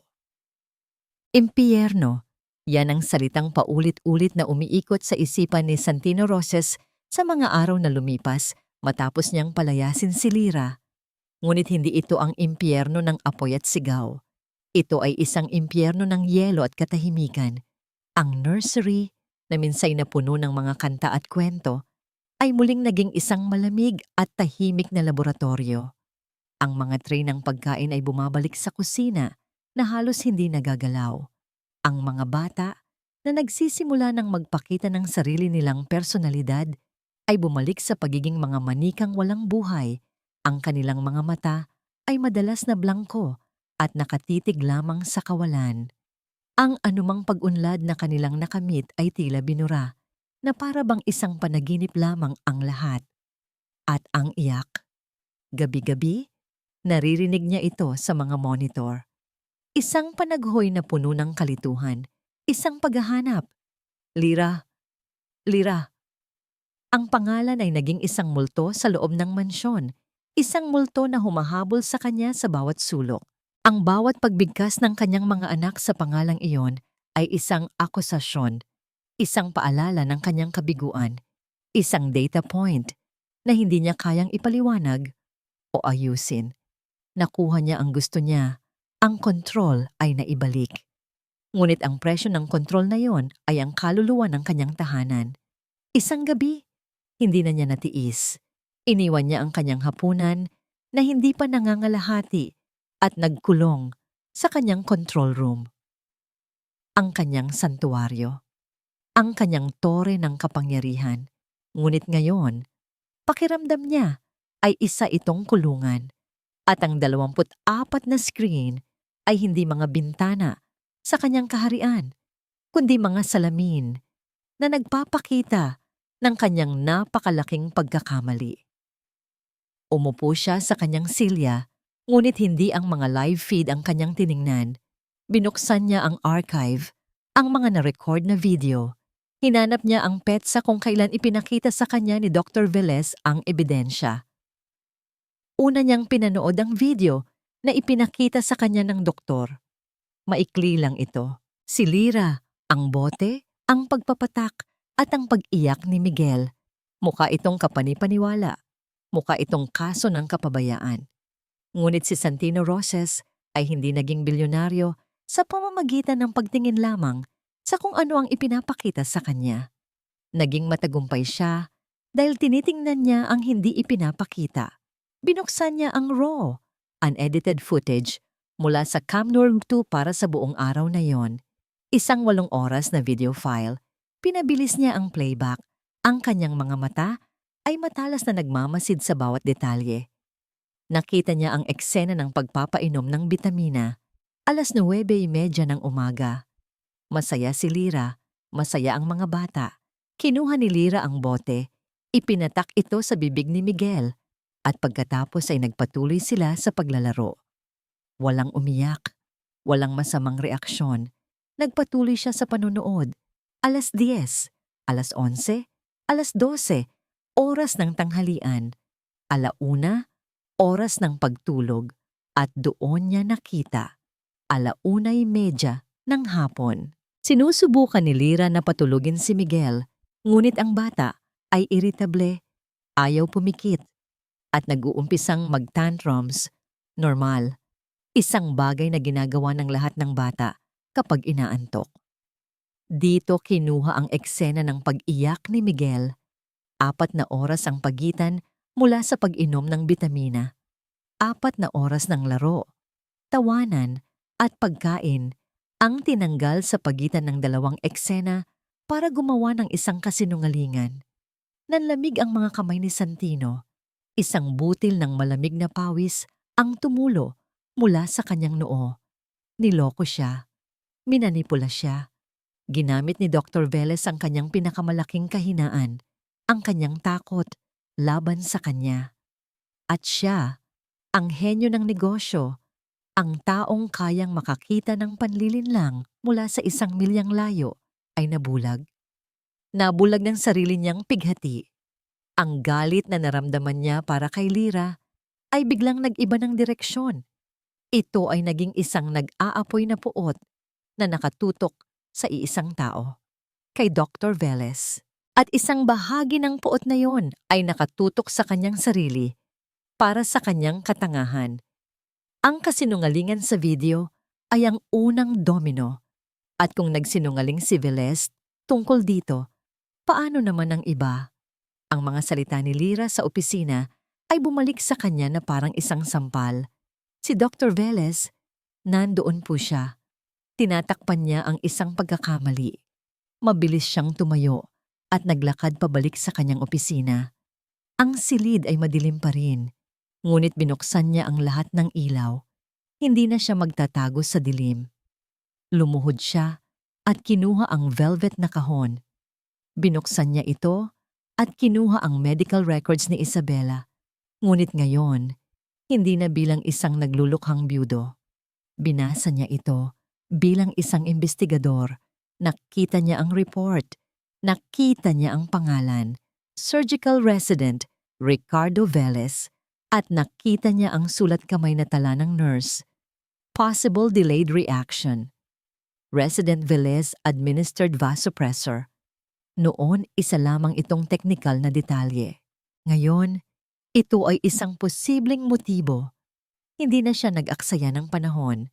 Kinuha niya ang kanyang telepono at tinawagan ang kanyang personal na abogado. Isang taong mas tapat pa sa kanyang sariling anino. Attorney Dizon, sabi ni Santino nang sagutin nito ang tawag. Ang kanyang boses ay kalmado, ngunit may bakal na determinasyon. Gisingin mo ang iyong team. I need you to do something for me. I need it done tonight. Anything, Santino? What is it? I need you to investigate a man. Dr. Ricardo Velez. Gusto kong malaman ang lahat. Ang kanyang financial records, ang kanyang professional history, lahat. At higit sa lahat, gusto kong hanapin mo ang lahat ng nasa operating room ng asawa ko. 5 taon na ang nakalipas. Dr. Armando Guzman, Dr. Elena Santiago, at lalo na, ang nurse na nagsulat sa chart. Hanapin mo sila, buhay man o patay. Walang ititira. Pagkatapos ng tawag, hindi na mapakali si Santino. Ang pag-imbestiga ay magtatagal. Ngunit may isang pagkakamali na kailangan niyang itama. Ngayon din, kinuha niya ang susi ng kanyang kotse. Hindi ang kotse na may driver, ang personal niyang sasakyan. Naglakad siya palabas ng opisina, nilagpasan ng nursery, kung saan patuloy na umiiyak ang kanyang mga anak. Ngunit ngayon, ang pag-iyak nila ay hindi na isang akusasyon. Ito ay isang misyon. Naglakad siya palabas ng kanyang mansyon at pumasok sa kanyang sasakyan. Ang makina ay umugong sa katahimikan ng gabi. Ang mga headlight ay pumunit sa kadiliman sa kanyang harapan. Habang minamaneho niya ang sasakyan palabas ng gate, palayo sa kanyang gintong hawla, isa lang ang nasa isip niya. Kailangan niyang hanapin si Lyra at kailangan niyang humingi ng tawad. 2 oras ang binyahe ni Santino sa ilalim ng madilim na kalangitan, palayo sa mga nagtataasang gusali ng Makati at palapit sa mga luntiang bukirin ng Laguna. Ang tanging gabay niya ay ang isang maliit na address na nakuha niya mula sa 201 files ni Lyra at isang nagngangalit na determinasyon sa kanyang dibdib. Nahanap niya ang bahay sa isang simpleng baryo kung saan ang hangin ay amoy lupa at halaman, hindi polusyon. Isang maliit na bahay na bato, napapaligiran ng mga namumulaklak na bougainvillea. Malayong malayo sa kanyang gintong hawla. Bumaba siya ng kotse at ang kanyang mamahaling Italian leather shoes ay agad na lumubog sa bahagyang maputik na lupa. Kumatok siya sa pintong gawa sa kahoy. Ilang sandali pa, bumukas ito. Isang matandang babae na kamukhang kamukha ni Lyra ang sumilip. Nang makita nito ang estrangherong nakatayo sa labas, nakasuot ng damit na mas mahal pa sa kanilang buong bahay, nakita niya ang pagtataka sa mga mata nito. "Sino po sila?" tanong ng matanda. "Ako po si Santino Roses," sagot niya. Ang kanyang boses ay halos pabulong. "Nandito po ba si Lyra?" Sa loob ng bahay, sa maliit na sala, nakaupo si Lyra sa sahig, tinutulungan ng kanyang pamangkin sa assignment nito. Nang marinig niya ang kanyang pangalan at ang boses na yon, isang boses na parehong nagdulot sa kanya ng saya at pighati. Nanigas siya. "Lyra!" Tawag ng kanyang ina. Dahan-dahang tumayo si Lyra at naglakad patungo sa pinto. At doon, nakita niya siya. Si Santino. Mukha itong pagod. Ang mga mata ay may itim na bilog sa ilalim. At ang kanyang perpektong ayos na buhok ay bahagyang magulo. Ngunit higit sa lahat, ang nakita niya sa mga mata nito ay isang emosyong hindi niya pa nakikita dati. Pagsisisi. "Anong ginagawa niyo dito, sir?" tanong ni Lyra. Ang kanyang boses ay mahina, ngunit may bakas ng sakit. Hindi nagsalita si Santino. Sa halip, ginawa niya ang isang bagay na hindi niya inaasahang gagawin. Dahan-dahan siyang lumuhod sa putikang lupa, sa harap niya at ng kanyang ina. Ang makapangyarihang si Santino Roses, nakaluhod. "Patawarin mo ako, Lyra," sabi niya. Ang kanyang boses ay basag. "Patawarin mo ako sa katangahan ko, sa takot ko. Nabulag ako. Nabulag ako ng sarili kong sakit at hindi kita pinakinggan. Patawarin mo ako." Ipinakita niya sa kanya ang lahat. Ang unedited video, ang medical records ni Isabela, ang mga resulta ng paunang investigasyon ng kanyang abogado. Habang nagsasalita si Santino, ang pader na itinayo ni Lyra sa kanyang puso ay unti-unting gumuho. Ang nakikita niya ay hindi isang amo, kundi isang amang nawawala. Isang taong nasasaktan, isang taong nagsusumamo para sa kapatawaran. "Tumayo po kayo dyan, sir," sabi ni Lyra. Ang kanyang mga luha ay muling dumaloy, ngunit sa pagkakataong ito, hindi dahil sa sakit, kundi dahil sa awa at pag-unawa. Tinulungan niya itong tumayo. "Kailangan kita, Lyra," sabi ni Santino, nakatingin diretso sa kanyang mga mata. "Kailangan ka ng mga anak ko. Kailangan nating harapin si Beles para kay Isabela at para kina Mateo at Miguel." Hindi na kailangan pang magsalita ni Lyra. Ang sagot niya ay nasa kanyang mga mata. Kinabukasan, sa loob ng malinis at modernong opisina ni Dr. Ricardo Velez, ang hangin ay puno ng hindi inaasahang tensyon. Inaasahan niyang makikipag-usap lamang siya kay Santino tungkol sa schedule ng mga mamahaling iniksyon. Hindi niya inaasahan na makikita si Lyra na nakaupo sa tabi nito. At lalong hindi niya inaasahan ang presensya ng isang matandang abogadong may matalas na mga mata, si Attorney Dizon. "Good morning, Santino. Miss Alcantara." Bati ni Dr. Velez, Sinusubukang itago ang kanyang pagkagulat sa isang pilit na ngiti. Attorney Dizon, is there a problem? That's what we're here to find out, Doctor. Sagot ni Attorney Dizon, inilapag nito ang isang manipis na folder sa ibabaw ng mesa. Let's start with your finances, shall we? My team found some interesting things. It seems you have significant gambling debts, Doctor. And these debts miraculously started getting paid off around the same time you began recommending extremely expensive and largely ineffective treatments for the Rosas twins. Nanlamig si Dr. Velez. I don't know what you're talking about. Oh, I think you do. Patuloy ng abogado. Inilabas nito ang isang tablet at ipinakita ang video na ginamit ng Dr. Laban kay Lira. And then there's this, a clearly manipulated video. Fraud, Doctor. A clear case of slander. Ngunit si Santino ang naghatid ng huling suntok. Hindi lang ito tungkol sa pera o sa video, Ricardo. Sabi ni Santino, ang kanyang boses ay kalmado, ngunit puno ng panganib. Binigkas niya ang pangalan ng doktor na para bang isang sumpa. Tungkol ito sa asawa ko. Tungkol ito kay Isabela. Sa pagbanggit ng pangalan, nakita nila ang pagbabago sa mukha ni Dr. Velez. Ang pagkukunwari ay nawala. Ang natira ay purong takot. We have a signed affidavit, sabi ni Attorney Dizon, mula sa isang nurse na nagngangalang Marites David. Ang nurse na kasama mo sa operating room 5 taon na ang nakalipas. Naaalala ka niya, doktor. Naaalala niya ang pagbaba ng blood pressure. At naaalala niyang sinabi mo sa kanya na huwag nang isulat ang lahat ng detalye sa report. Isang aksidente yon. Sigaw ni Dr. Velez tumatayo. Ang kanyang pagiging kalmado ay tuluyan ng gumuho. Bata pa ako noon. Natakot ako. Hindi ko sinasadya.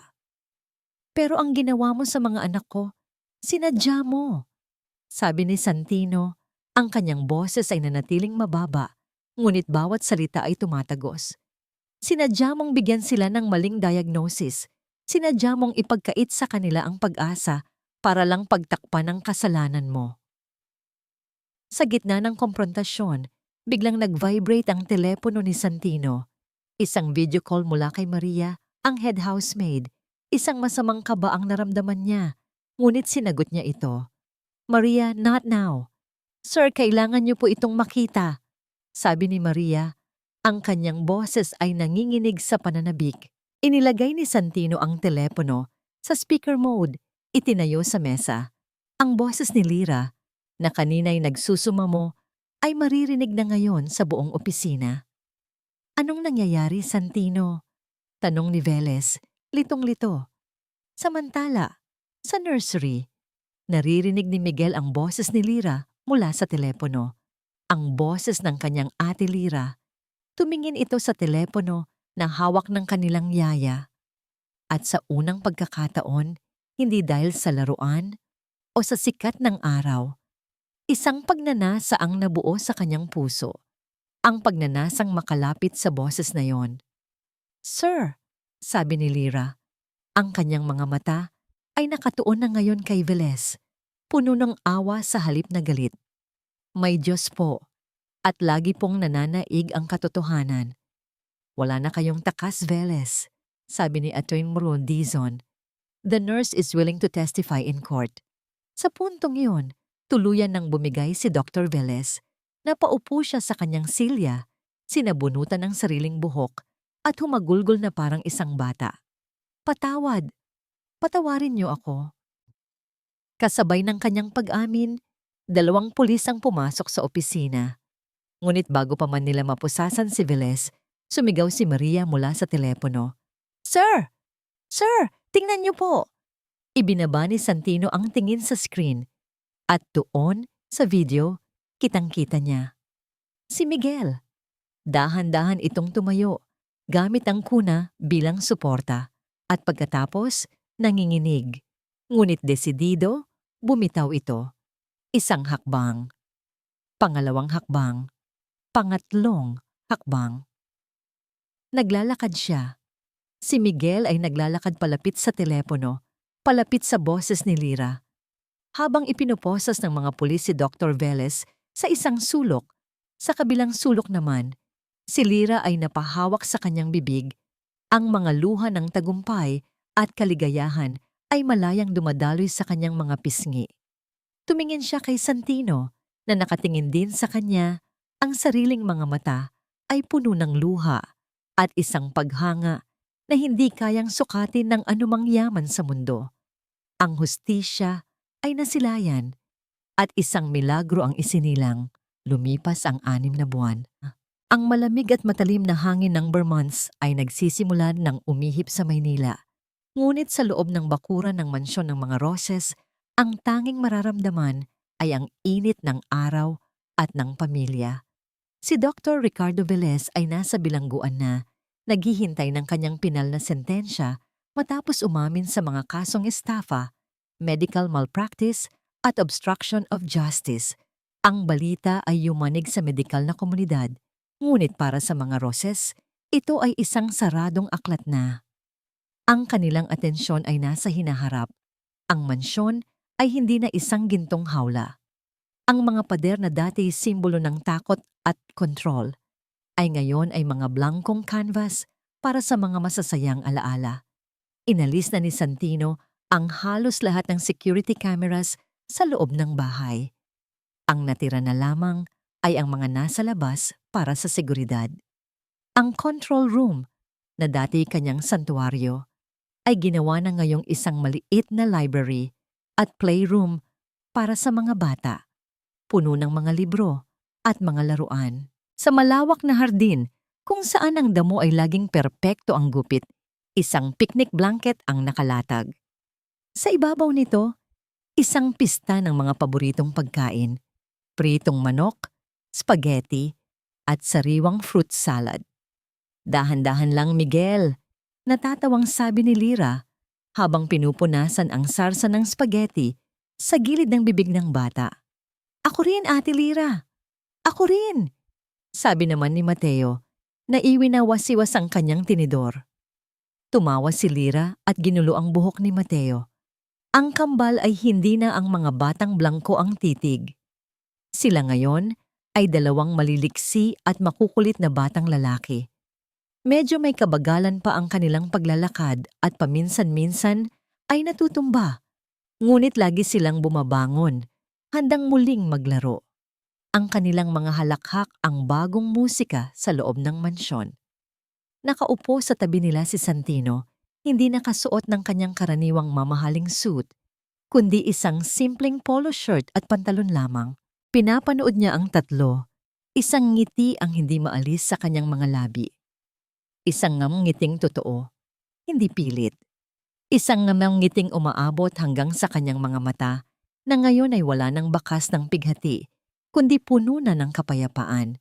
Hindi na siya ang amo at si Lyra ang caregiver. Sila ay mga katuwang. Magkasama nilang dinadala ang mga bata sa therapy. Isang bagong therapy na puno ng laro at positibong pampalakas. Magkasama nilang binabasahan ng kwento ang mga ito bago matulog. Magkasama nilang pinapanood ang bawat munting tagumpay. Ang unang beses na nakasipa ng bola si Mateo. Ang unang beses na nakaakyat ng isang baitang sa hagdan si Miguel. Lyra, mahinang tawag ni Santino. Lumingon si Lyra, ang kanyang muka ay nagliliwanag sa ilalim ng sikat ng araw. Po? May kinuha si Santino sa kanyang tabi. Hindi ito isang kahon ng alahas o susi ng isang bagong kotse. Ito ay isang simpleng photo album na nababalutan ng leather. Inabot niya ito kay Lyra. Nagtatakang binuksan ito ni Lyra. Ang unang pahina ay may isang litrato. Ang kuha mula sa security camera noong araw na dinala niya ang mga bata sa balkonahe. Sa ilalim nito may sulat kamay ni Santino.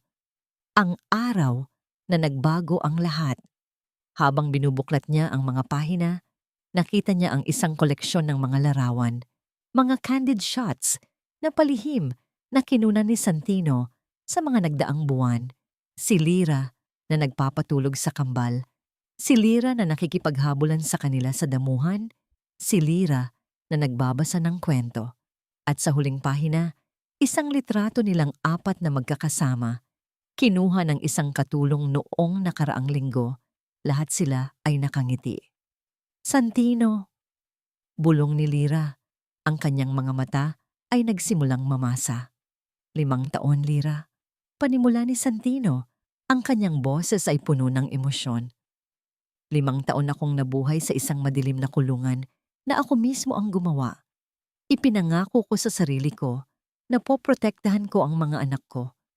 Pero ang ginawa ko lang pala ay ikinulong ko sila kasama ko. Tumingin siya sa mga bata na ngayon ay masayang naghahabulan sa isang paru-paro na lumilipad sa hardin, isang pamilyar na simbolo ng kanilang paglaya. Ikaw, pagpapatuloy niya, ibinalik ang tingin kay Lyra. Ikaw ang nagbukas ng mga bintana. Ikaw ang nagdala ng liwanag. Itinuro mo sa akin na ang tunay na pagmamahal ng isang magulang ay wala sa pagkontrol, kundi sa pananampalataya. Hinawakan niya ang kamay ni Lyra. Ang kanyang mga palad ay mainit at magaspang, ngunit ang paghawak nito ay puno ng lambing at seguridad. Hindi ko alam kung ano ang tawag dito. Lyra, hindi ako magaling sa mga ganitong salita, pero isa lang ang alam ko. Tumingin siya ng diretso sa kanyang mga mata. Ang kanyang kaluluwa ay bukas na bukas. Hindi ko na kayang isipin ang bukas kung wala ka, kung wala kayo. Ang mga salitang yon, simple ngunit puno ng kahulugan, ay mas matamis pa kaysa sa anumang tula. Ngumiti si Lyra sa gitna ng kanyang mga luha at hinigpitan ng hawak sa kamay ni Santino. Hindi na kailangan ng mga salita. Ang kanilang mga puso ay nagkakaintindihan. Magkahawak kamay silang dalawa, nakaupo sa ilalim ng asul na langit. Pinapanood ang dalawang munting milagro na masayang tumatakbo palapit sa kanila. Ang gintong hawla ay isa na lamang malayong alaala. Sa lugar nito, isang tahanan ng muling nabuo. Isang tahanan na itinayo, hindi sa bakal at semento, kundi sa pundasyon ng pananampalataya, pagpapatawad, at isang pag-ibig na kayang maghilom ng kahit anong sugat.